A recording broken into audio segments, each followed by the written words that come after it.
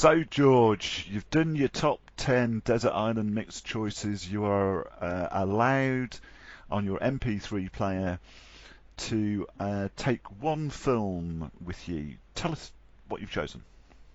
So my film choice is Back to the Future Part 1. And why Back to the Future Part 1 rather than Part 2, Part 3, or any other film, in fact? Well, I'm not a massive film fan, but this is when I sat and thought about it, it's the only film that I watch again and again. And the reason for it not being Part 2 or 3 is that Part 2 wasn't as good, and Part 3 is arguably as good, but out of the three of them, when I was young, especially, I was right into the whole Americana type thing.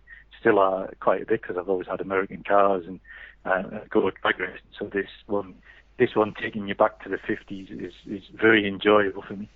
And the reason for really liking Back to the Future films is I'm just a big fan of time travel. I'm not a particularly big fan of sci-fi in itself, but just that whole notion of the space-time continuum, and if you go back in time, you change one little thing, it can have ripple effects. It's just a really rich vein of, well, fiction, fantasy, whatever you want, but also touches on my kind of technical side of thinking, well, that could actually be possible, and just being able to kind of your imagination run riot and have such good fun with that thing, and watching Michael J. Fox play Marty McFly, I can just watch it over and over again.